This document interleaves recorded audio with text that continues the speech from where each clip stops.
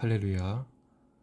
우리 하나님 아버지의 크신 사랑을 깊이 체험하는 축복의 한 주간이 되시기를 바랍니다. 오늘 말씀은 사무엘하 7장 14절에서 17절입니다.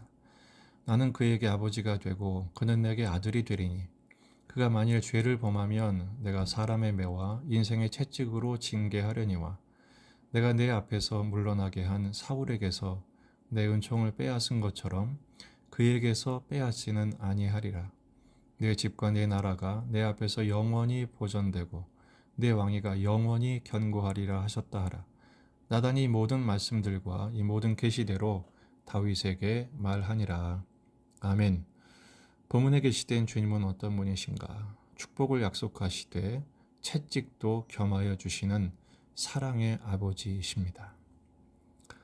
나단이 다윗에게 한 모든 계시의 말씀이 끝이 났습니다.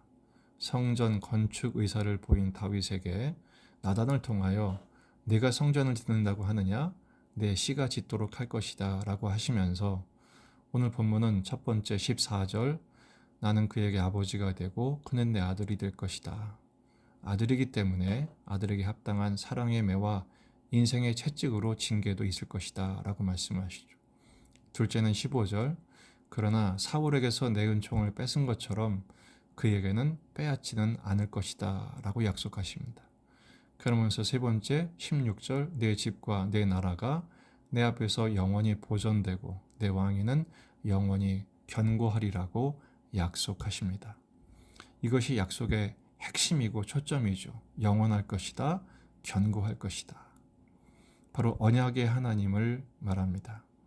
다니엘서 2장 44절 이 여러 왕들의 시대에 하늘의 하나님이 한 나라를 세우시리니 이것은 영원히 망하지도 아니할 것이요 그 국권이 다른 백성에게로 돌아가지도 아니할 것이요 도리어 이 모든 나라를 쳐서 멸망시키고 영원히 설 것이라.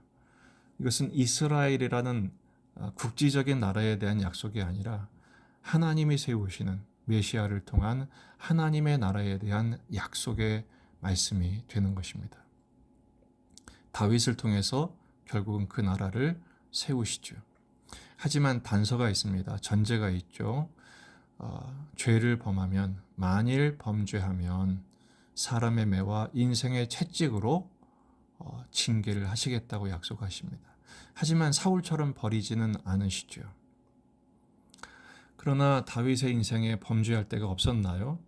여러 번 있었죠. 밧세바 사건도 그렇고 인구를 계수한 사건도 그렇습니다. 아들이었던 솔로몬도 마찬가지입니다. 열왕기상 11장을 보면 솔로몬이 마음을 돌이켜 이스라엘의 하나님 여호와를 떠납니다. 우상을 숭배하고 타락하죠. 그래서 하나님 이 나라를 빼앗아 내 신하에게 주리라고 말씀하십니다.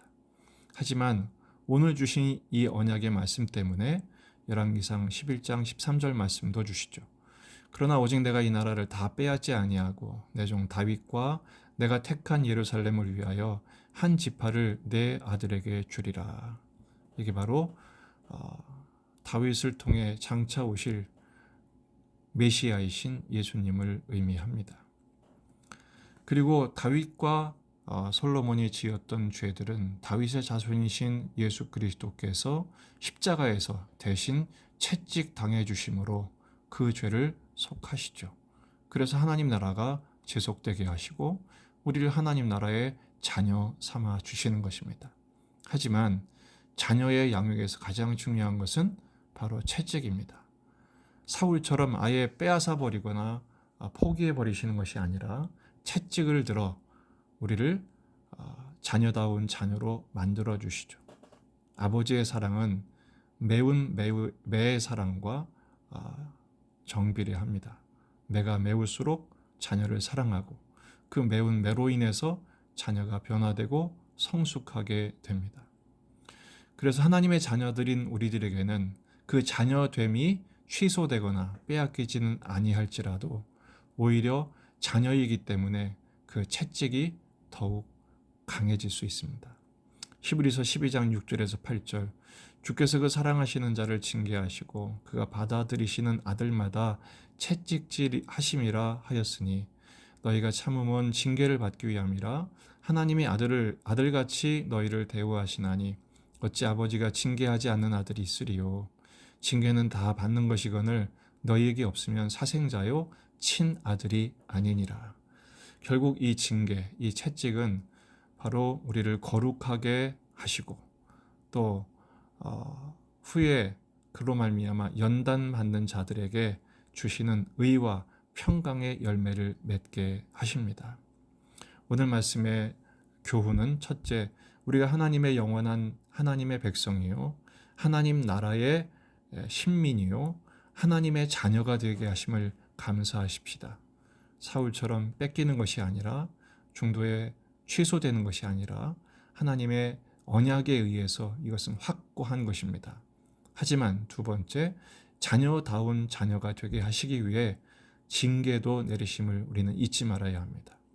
때로 하나님의 채찍같이 다가오는 말씀과 우리의 삶의 상황 앞에서 회개와 순종의 삶을 통해서 아버지의 사랑을 깊이 경험하고 그 사랑의 채찍 앞에 더욱 신실한 자녀다운 자녀로 거듭나기 위해서 눈물의 기도로 말씀의 순종으로 변화되기를 자청하는 그렇게 믿음으로 나아가는 저와 여러분이 되기를 주의 이름으로 축복합니다.